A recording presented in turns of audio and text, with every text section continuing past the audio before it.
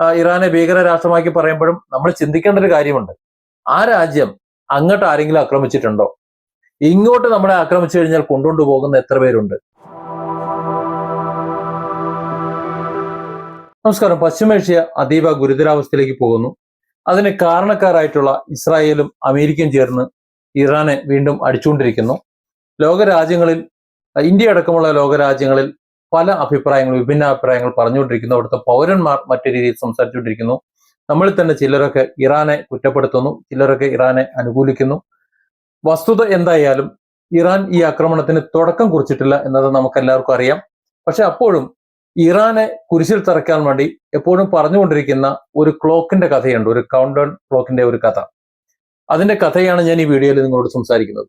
സമീപകാലത്ത് സോഷ്യൽ മീഡിയയിലും അതുപോലെ മാധ്യമങ്ങളിലുമൊക്കെ ഏറെ ചർച്ച ചെയ്യപ്പെട്ട ഒരു വിഷയമാണ് ഇസ്രായേലിനെ തീർക്കാൻ വേണ്ടി, അതായത് തകർക്കാൻ വേണ്ടി ടാർഗറ്റ് ചെയ്തുകൊണ്ട് സമയം നിശ്ചയിച്ച ഒരു ഡൂംസ്ഡേ ക്ലോക്ക് സ്ഥാപിച്ചിരിക്കുന്നു എന്ന്. ഇത് വെറുമൊരു പ്രഖ്യാപനമല്ല, അല്ലെങ്കിൽ വെറുമൊരു ആരോപണമല്ല, മറിച്ച് പൂർണ്ണമായും സത്യമായ ഒരു കാര്യമാണ് ഈ ക്ലോക്ക് എന്നത്. അതായത് പക്ഷേ എല്ലാവരും ഭയപ്പെടുന്നത് പോലെ ഇത് ഇസ്രായേലിനെ തകർക്കാനുള്ള ഒരു പുതിയ ഒരു സൈനിക ആയുധമോ അല്ലെങ്കിൽ വിനാശകരമായിട്ടുള്ള ഒരു സാങ്കേതിക വിദ്യയോ അല്ല. അതല്ലെങ്കിൽ ഘട്ടം ഘട്ടമായി ഇസ്രായേലിനെ തീർക്കാൻ വേണ്ടി സ്ഥാപിച്ചിട്ടുള്ള ഒന്നുമല്ല.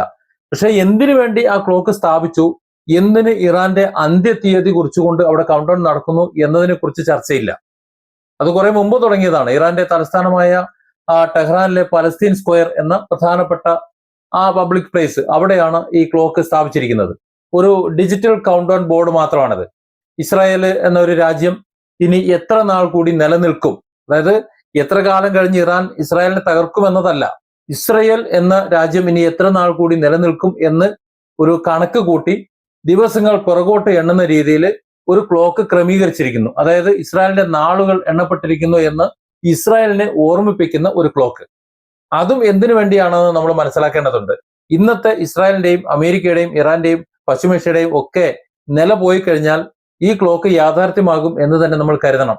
അതിന് ഇറാൻ അടിക്കേണ്ട ആവശ്യമില്ല, ആരും അടിക്കേണ്ട ആവശ്യമില്ല. ഇസ്രായേൽ സ്വയം തന്നെ ഇല്ലാതാകുന്ന ഒരു അവസ്ഥയിലേക്കാണ് കാര്യങ്ങൾ പോയിക്കൊണ്ടിരിക്കുന്നത്. അതില് ഫാർസി, അതുപോലെ ഇംഗ്ലീഷ്, അറബിക് ഈ ഭാഷകളിൽ ഇസ്രായേലിന്റെ നാശത്തിലേക്ക് ഇനി എത്ര ദിവസങ്ങൾ ബാക്കിയുണ്ട് എന്ന വാചകം വ്യക്തമായി എഴുതി വെച്ചിട്ടുണ്ട്. എന്തുകൊണ്ടാണ് ഇറാൻ ഇങ്ങനെ ഒരു ക്ലോക്ക് സ്ഥാപിച്ചതെന്ന്, അല്ലെങ്കിൽ ഇതിന്റെ പിന്നിലുള്ള ലക്ഷ്യം എന്താണ് എന്ന് കൃത്യമായി നമ്മൾ മനസ്സിലാക്കേണ്ടതുണ്ട്. ഇതിന്റെ തുടക്കം 2015-ലാണ്. ഇറാന്റെ പരമോന്നത നേതാവായ ആയത്തുള്ള അലി ഖമേനി അക്കാലത്ത് ഒരു പരസ്യ പ്രസ്താവന നടത്തി. അടുത്ത 25 വർഷത്തിനുള്ളിൽ ഇസ്രായേൽ എന്ന ഒരു രാജ്യം ലോക ഭൂപടത്തിൽ ഉണ്ടാകില്ല എന്ന്. അതായത് ഇസ്രായേൽ എന്ന രാജ്യത്തെ ഏതെങ്കിലും പശ്ചിമേഷ്യൻ രാജ്യം തീർക്കുമെന്നോ അല്ലെങ്കിൽ എങ്ങനെ ആരെങ്കിലും അടിച്ച് ഇല്ലാതാക്കുമെന്നോ അല്ല. അങ്ങനെ ഒരു രാജ്യം ഇനി 25 കൊല്ലം കഴിഞ്ഞാൽ ഈ ലോക ഭൂപടത്തിൽ ഉണ്ടാവില്ല എന്ന്. അതായിരുന്നു ആ പ്രസ്താവന. ഈ ഒരു പ്രസ്താവനയെ അല്ലെങ്കിൽ രാഷ്ട്രീയ പ്രഖ്യാപനത്തെ അടിസ്ഥാനമാക്കി 2017 ജൂണിലെ അന്താരാഷ്ട്ര അൽ ഖുദ്സ് ദിന റാലിയിൽ ഇറാൻ ഭരണകൂടം ഈ ഡിജിറ്റൽ ക്ലോക്ക് ജനങ്ങൾക്കായി തുറന്നു കൊടുക്കുകയും ചെയ്തു. അതായത് ഇത് സ്ഥാപിച്ചിരിക്കുന്നത് നമുക്കറിയാം പലസ്തീൻ സ്ക്വയറിലാണ്. പലസ്തീനിലെ ജനങ്ങളെ കശാപ്പ് ചെയ്യുന്നതിന്റെ, അല്ലെങ്കിൽ അവരെ ഉന്മൂലനം ചെയ്തുകൊണ്ട് ആ പ്രദേശം മുഴുവൻ ഇസ്രായേലിനൊപ്പം ചേർക്കുന്ന ഇസ്രായേലിന്റെ നടപടി അത് അധികകാലം ലോകം കണ്ടുകൊണ്ടിരിക്കുകയില്ല എന്നും ആ മനുഷ്യക്കുരുതി കണ്ട് ആസ്വദിക്കുന്ന സമൂഹം അധികം വൈകാതെ ഇസ്രായേലിന്റെ ആ ക്രൂരതയെ തള്ളിപ്പറയുമെന്നും ഇസ്രായേലിന്റെ അന്ത്യം അങ്ങനെ സംഭവിക്കും എന്നതിന്റെ ഒരു രത്ന ചുരുക്കം വേണമെങ്കിൽ നമുക്ക് അങ്ങനെയും പറയാം. ഏതായാലും അതിന്റെ ഒരു പ്രതീക്ഷയും പ്രതീകവുമാണ് ആ ക്ലോക്ക്. അത് സ്ഥാപിച്ചതിന് ശേഷവും ഇറാൻ ഇസ്രായേലിനെതിരെ സൈനിക നടപടി എടുത്തിട്ടില്ല. അതിന് മുമ്പും എടുത്തിട്ടില്ല, അതിനുശേഷവും ഇറാൻ ഇസ്രായേലിനെ അങ്ങോട്ട് കയറി ഒന്നും ചെയ്തിട്ടില്ല. പക്ഷെ ഇസ്രായേലിന്റെ സ്വഭാവം വെച്ച് ആ നടപടികൾ ചോദിച്ചു വാങ്ങും, അല്ലെങ്കിൽ ഇസ്രായേൽ സ്വയം അവസാനിക്കും എന്നത് നമുക്കറിയാം. ഇപ്പൊ നമ്മൾ കണ്ടുകൊണ്ടിരിക്കുന്നില്ലേ ലെബനനിൽ കയറി അടിച്ചുകൊണ്ടിരിക്കുന്നത്, അല്ലെങ്കിൽ മറ്റു പലരെ അടിച്ചുകൊണ്ടിരിക്കുന്നത്. ഇസ്രായേലിനെ അടിച്ചിട്ടല്ലല്ലോ അടിച്ചുകൊണ്ടിരിക്കുന്നത്. അപ്പൊ ഈ എല്ലാവരും കൂടെ വളഞ്ഞു കുത്തിയിട്ട് ഒരു പിടിപിടിക്കുകയാണെന്നുണ്ടെങ്കിൽ ഇസ്രായേൽ തീരും, അത് സംശയമൊന്നും വേണ്ട.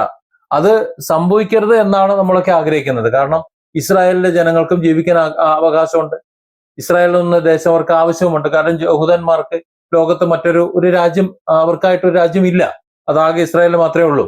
അതുകൊണ്ട് അവർക്കും ഇവിടെ ജീവിക്കണം, അത് അവരുടെ അവകാശമാണ്. പക്ഷെ അത് ഇല്ലാതാക്കുന്ന ഒരു അവസ്ഥയിലേക്കാണ് ബെഞ്ചമിൻ നെതന്യാഹുവിന്റെ പോക്ക്. അതുകൊണ്ട് ഇക്കണക്കിന് പോകുകയാണെന്നുണ്ടെങ്കിൽ ഈ ക്ലോക്കിന്റെ കൗണ്ട് ഡൗൺ ടൈം ഉണ്ടല്ലോ, അതിനു മുമ്പ് തന്നെ ചിലപ്പം ഇസ്രായേലിന്റെ ഭരണ തേർവാഴ്ച ചിലപ്പോൾ അവസാനിച്ചു എന്ന് വരും. ഏകദേശം 8411 ദിവസങ്ങളുടെ കൗണ്ട് ഡൗൺ ആണ് ആരംഭിച്ചിട്ടുള്ളത്. അതായത് 2040 സെപ്റ്റംബർ മാസം വരെയുള്ള ദിവസങ്ങൾ ഈ ക്ലോക്ക് കൃത്യമായി കൗണ്ട് ഡൗൺ ചെയ്തുകൊണ്ടിരിക്കുകയാണ്. ഇറാനും ഇസ്രായേലും തമ്മിലുള്ള സൈനികവും രാഷ്ട്രീയവുമായിട്ടുള്ള സംഘർഷങ്ങൾ കൊടുമ്പിരിക്കൊണ്ടിരിക്കുന്ന ഈ സമയത്ത് ഈ ക്ലോക്കിനെ ചൊല്ലിയുള്ള തർക്കങ്ങൾ ഉയർന്നു വരിക സ്വാഭാവികം. ഇപ്പോ ഇറാനും ഇസ്രായേലും തമ്മിലുള്ള ആ ഒരു യുദ്ധം അതിന്റെ ഒരു എന്താ പറയാ പീക്ക് ടൈമിലേക്കുള്ള ഒരു തുടക്കത്തിൽ നിൽക്കുകയാണ്.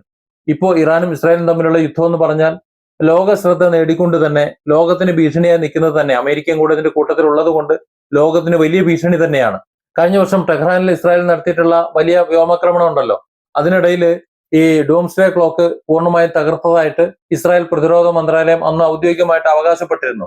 തങ്ങളുടെ ശത്രുക്കളുടെ പ്രതീകാത്മകമായ വെല്ലുവിളിയെ തങ്ങളെ വെല്ലുവിളിച്ചുകൊണ്ടിരിക്കുന്ന ആ വെല്ലുവിളി, അതായത് പ്രതീകാത്മകമായ വെല്ലുവിളി, അത് ഇസ്രായേൽ കൂടി പറഞ്ഞ് ശ്രദ്ധിക്കണം, അത് തങ്ങൾ തകർത്തു എന്നാണ് ഇസ്രായേലിന്റെ വാദം. എന്നാൽ ഇതിന് തൊട്ടു പിന്നാലെ ഈ അവകാശവാദങ്ങളെയൊക്കെ തള്ളിപ്പറഞ്ഞുകൊണ്ട് ഇറാന്റെ ഔദ്യോഗിക മാധ്യമങ്ങൾ രംഗത്ത് വന്നു. കാര്യം ക്ലോക്കിന് യാതൊരു കേടുപാടുമില്ല, അതിനൊന്നും സംഭവിച്ചിട്ടുമില്ല, അതിപ്പോ കൃത്യമായിട്ട് പ്രവർത്തിക്കുന്നു എന്ന് കാണിച്ചിട്ടുള്ള വീഡിയോ ദൃശ്യങ്ങൾ അവർ പുറത്തുവിടുകയും ചെയ്തു. രണ്ട് രാജ്യങ്ങളും തമ്മിലുള്ള സൈനിക യുദ്ധത്തിനൊപ്പം ഒരു വലിയ മനഃശാസ്ത്ര യുദ്ധത്തിന്റെ കേന്ദ്രബിന്ദു കൂടിയാണ് ഈ ഡിജിറ്റൽ ബോർഡ് എന്നതാണ് നമ്മൾ മനസ്സിലാക്കേണ്ടത്. കാരണം ഒരു കേന്ദ്രബിന്ദു അങ്ങനെ തന്നെ ചിന്തിച്ചാൽ മതി. മാനസികമായി ഇസ്രായേലിനെ തളർത്തുക എന്നതിലുപരി ഇറാൻ ഇങ്ങനെ ഒരു കൗണ്ട് ഡൗൺ ബോർഡ് വെച്ചു എന്ന് കരുതിയിട്ട് ഇസ്രായേൽ അങ്ങ് തകർന്നു പോകുന്നതാണ് കരുതുന്നത്. ഈ ബോർഡ് വെച്ചത് കൊണ്ട് മാനസികമായി തകർന്നു കഴിഞ്ഞാൽ ആരെയും നമുക്ക് തകർക്കാൻ പറ്റും, അത്ര തന്നെ ഇറാൻ കണക്ക് കൂട്ടുന്നുള്ളൂ. ചുരുക്കത്തിൽ ഇസ്രായേലിനെ പെട്ടെന്ന് ഇല്ലാതാക്കാൻ ശേഷിയുള്ള ഏതെങ്കിലും തരത്തിലുള്ള മിസൈലുകളോ അല്ലെങ്കിൽ ആണവായുധങ്ങളോ അല്ലെങ്കിൽ ആയുധങ്ങളുമായി ബന്ധിപ്പിച്ച ഒന്നല്ല ഈ ഡൂംസ്ഡേ ക്ലോക്ക് എന്ന് പറയുന്നത്. ഇസ്രായേൽ എന്ന രാജ്യത്തോടുള്ള അവരുടെ ഇറാന്റെ ശക്തമായ രാഷ്ട്രീയവും പ്രത്യയശാസ്ത്രപരമായിട്ടുള്ള എതിർപ്പ് അത് ലോകത്തിന്റെ മുന്നിൽ പ്രദർശിപ്പിക്കാൻ ഇറാൻ സർക്കാർ നിർമ്മിച്ചിട്ടുള്ള ഒരു പ്രതീകാത്മക ബോർഡ്, അത് തന്നെയാണ് ഇസ്രായേലും പറയുന്നത്. ആ പ്രതീകാത്മകതയെ ഞങ്ങൾ തകർത്തെറിഞ്ഞു എന്ന്. നമുക്കറിയാം, ഇന്ന് മിഡിൽ ഈസ്റ്റില് വളരെ സങ്കീർണമായിട്ടുള്ള രാഷ്ട്രീയ സാഹചര്യങ്ങളാണ്. അത്തരത്തിലുള്ള രാഷ്ട്രീയ സാഹചര്യങ്ങളെയും ഈ രണ്ട് രാജ്യങ്ങളും തമ്മിലുള്ള ശത്രുതയുടെ ആഴത്തെയും ഒക്കെ വ്യക്തമാക്കുന്ന ഒന്നാണ് ഈ കൗണ്ട് ഡൗൺ ക്ലോക്ക്. നമുക്ക് അങ്ങനെ പറയാം. ഇന്നും ടെഹ്റാനിലെ തെരുവില് ഈ കൗണ്ട് ഡൗൺ, ഈ ക്ലോക്ക് ചലിച്ചുകൊണ്ടിരിക്കുന്നുണ്ട്. വിവിധ ഭാഷകൾ എഴുതി വെച്ചിട്ടുമുണ്ട്. പക്ഷേ ആ ക്ലോക്കിൽ നിന്നൊരു മിസൈൽ എങ്ങോട്ടെങ്കിലും പോയതായിട്ടോ ആ ക്ലോക്ക് അവിടെ കൗണ്ട് ഡൗൺ തുടങ്ങിയതിന് ശേഷം ഇസ്രായേൽ കയറി അടിക്കുന്നത് വരെ ഒരു ഓലപ്പടക്കം പോലും ഇറാനിൽ നിന്ന് ഇസ്രായേലിലേക്ക് പോവുകയോ ചെയ്തിട്ടില്ല എന്ന് നമുക്കറിയാം. അപ്പൊ ഇതൊക്കെ പ്രതീകാത്മകമായി പലതും ചെയ്യും, അതൊക്കെ സ്വാഭാവികം. അതിനെ എടുത്ത് പൊക്കിപ്പിടിച്ചുകൊണ്ട് ഇറാനെ ഭീകര രാഷ്ട്രമാക്കി പറയുമ്പോഴും നമ്മൾ ചിന്തിക്കേണ്ട ഒരു കാര്യമുണ്ട്. ആ രാജ്യം അങ്ങോട്ട് ആരെങ്കിലും ആക്രമിച്ചിട്ടുണ്ടോ? ഇങ്ങോട്ട് നമ്മളെ ആക്രമിച്ചു കഴിഞ്ഞാൽ കൊണ്ടുകൊണ്ടു പോകുന്ന എത്ര പേരുണ്ട്? Different angles. Don't forget to subscribe and support this channel.